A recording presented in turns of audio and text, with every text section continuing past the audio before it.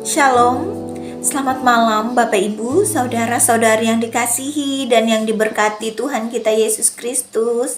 Damai sukacita serta berkat dari Tuhan senantiasa dilimpahkan kepada Bapak Ibu saudara sekalian dimanapun berada pada saat ini. Puji nama Tuhan, malam hari ini kita kembali berjumpa dalam renungan malam yang diadakan oleh Resort GKS Sampit.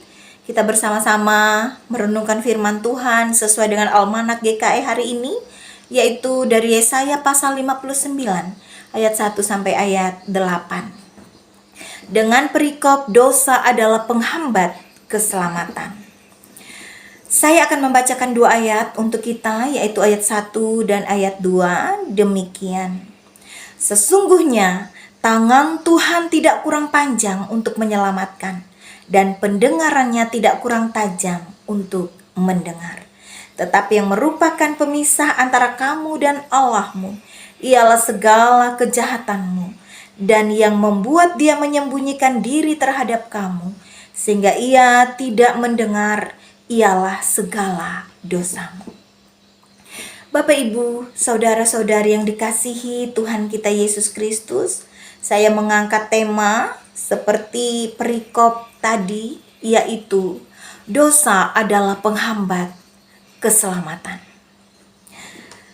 Bapak Ibu saudara-saudari yang terkasih, pernahkah ketemu dengan orang yang ngeyel? Dikasih tahu yang benar, yang berbahaya, yang jelek, yang tidak baik, yang dapat berdampak buruk tapi tetap saja ngotot, yang tidak mau mendengar, tidak mau dikoreksi, dan sebenarnya dia sudah tahu kalau itu salah, tetapi tetap saja ia berkeras hati, tidak mau berubah. Atau bisa jadi kita juga adalah orang yang ngeyel. Ngeyel sama artinya dengan degil, nakal, bandel, keras kepala, tidak mau menuruti nasihat dan didikan baik. Suka melawan, suka memberontak dengan berbagai alasan yang sering dicari-cari sendiri. Apa yang kita perbuat menghadapi orang yang seperti ini? Terkadang ada saatnya kita biarkan saja. Sampai mana ia bertahan dengan kekerasannya? Sampai ia dapat menemukan sendiri jawabannya. Tentunya apa yang salah, saudara, tidak ada yang berbuah manis. Bahasanya ia akan menanggung konsekuensinya dari apa yang ia perbuat. Dan istilahnya, ia akan kena batunya kalau tidak mendengar.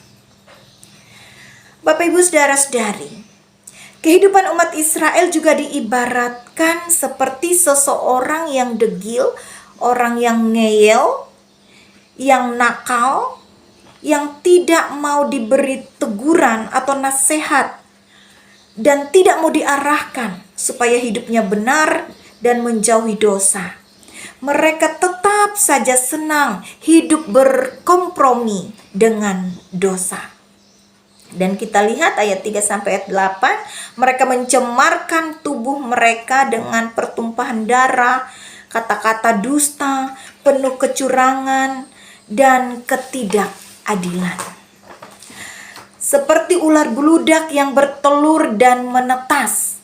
Ini melambangkan kejahatan yang terus lahir atau berulang-ulang dilakukan yang membawa pengaruh buruk dalam kehidupan mereka.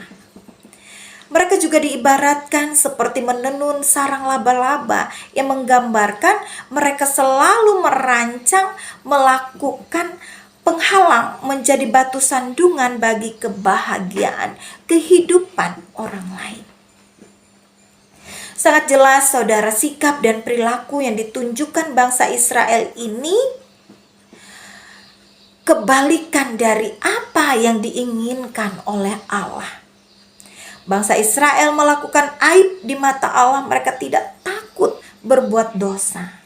Bapak Ibu Saudara-saudari, karena itulah Nabi Yesaya menegaskan kepada umat Israel dan sekaligus pada hari ini juga menjadi pesan penting untuk kita, yaitu yang pertama, dosa kita melihat di sini dapat menjadi penghambat, dapat menjadi pengganjal yang memisahkan atau menghalangi kita untuk memperoleh keselamatan, untuk memperoleh berkat, dan untuk memperoleh jawab dari doa yang kita panjatkan.